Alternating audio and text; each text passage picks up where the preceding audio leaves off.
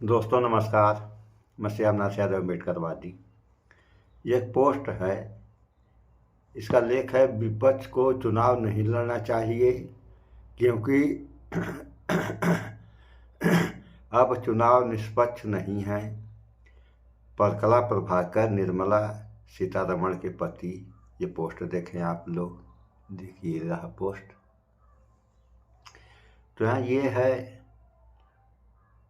कि मान लिया जाए कि विपक्ष वाले झूठ बोल रहे हैं, तो ये भी झूठ बोल रहे हैं। इनको झूठ बोलने से क्या जरूरत है? अब सारे लोग झूठ बोल रहे हैं तो केवल सत्ता पक्ष सही बोल रहा है और बाकी इस देश में सारे झूठे हो गए। ये कैसे हो सकता है? तो इसका एक वीडियो भी थोड़ा देख लें आप लोग, उसके बाद मोदी की सरकार है। मोदी की सरकार में कोई भी अगर आता है बम फोड़ने के लिए तो वही बॉर्डर पर ही उसको खलास कर दिया जाता है।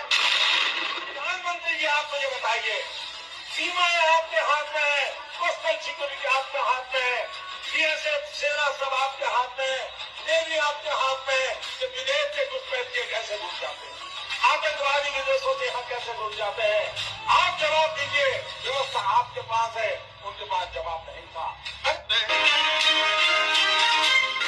दोस्तों, जैसा कि आप सभी को न्यूज के माध्यम से पता चल ही चुका है भाई, दिल्ली में लाल किले पर आतंकवादी हमला हुआ है। जिस हमले में 13 लोगों की मौत हो चुकी है भाई, जिसकी एक गूंज आपने वीडियो के स्टार्टिंग में देखी। और देश में कुछ न कुछ अंतराल पर हमले हो रहे हैं और अंधभक्त कहते हैं कि भारत मजबूत हाथों में है। ऐसे ही अंधभक्त का वीडियो सोशल मीडिया पर वायरल हो रहा है। दोस्तों, जिस वक्त हमला हुआ, एक अंधभक्त मीडिया के सामने मोदी जी की तारीफ कर रहा था और कह रहा था कि अब आतंकवादियों का बोलबाला नहीं चलेगा, ये बीजेपी सरकार है। और हर जगह जांच एजेंसी हाई अलर्ट पर रहती है और हमारा खुफिया विभाग भी हाई अलर्ट पर रहता है। और इस शख्स का कहना था कि भाई कोई भी आतंकवादी गतिविधि कर बच नहीं सकता। और ये शख्स मीडिया से बात करते हुए कहता है कि भाई मोदी सरकार में हर विभाग अलर्ट पर रहता है और जो बाहर से हमला करने के लिए आता है उसको बॉर्डर पर ही खल्लास कर दिया जाता है। दोस्तों, हम इस व्यक्ति की बात से बिल्कुल एग्री करते हैं। काश सच में ऐसा हो पाता, आज हमें ये दिन ना देखना पड़ता। दोस्तों, अब सवाल ये बनता है कि अगर हमारी सभी सुरक्षा एजेंसियां हाई अलर्ट मोड पर रहती हैं, तो हमारे देश में इतनी आसानी से आतंकवादी हमला कैसे हो जाता है। और दोस्तों, ये शख्स अपनी बात पूरी भी नहीं कर पाया था, तभी जोर से धमाके की आवाज आती है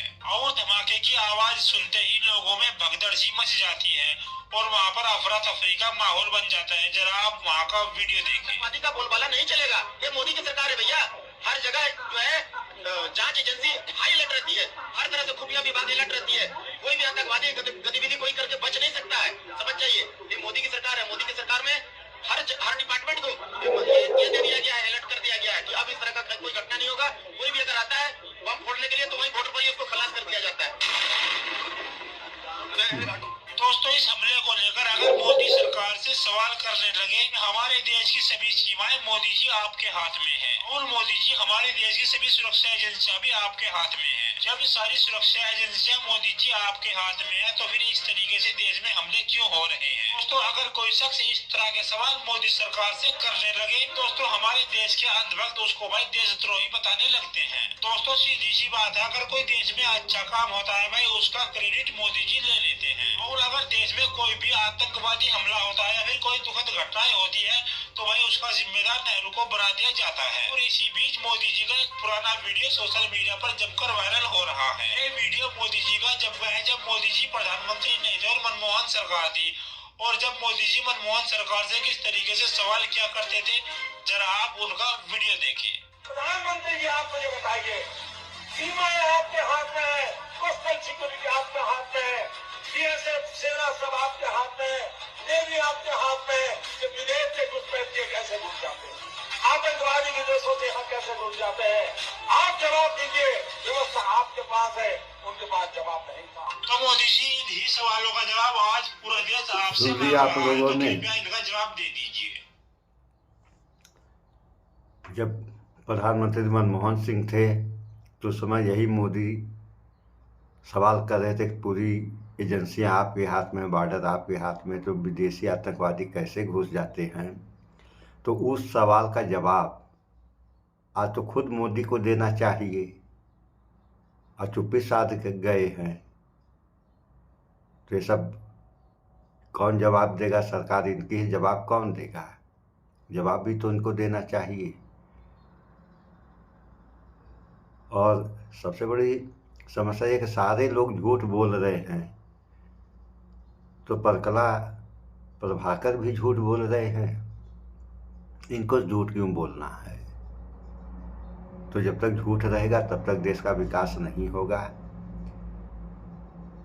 और जगह जगह लिखा रहा था सत्यमेव जयते, उसके बाद सारे लोग झूठ बोल रहे हैं। तो क्यों झूठ बोल रहे हैं? झूठ बोलने से क्या फ़ायदा है सिवाय नुकसान के? तो इन सब बातों को विचार करें आप लोग। किताबों में पढ़ाया भी जाता है कि सबसे बड़ा पाप अगर कोई है तो वह झूठ है ना। कबीर का दोहा, झूठ बराबर पाप नहीं, सांस बराबर तप। तो सबसे बड़ी तपस्या सच बोलना है।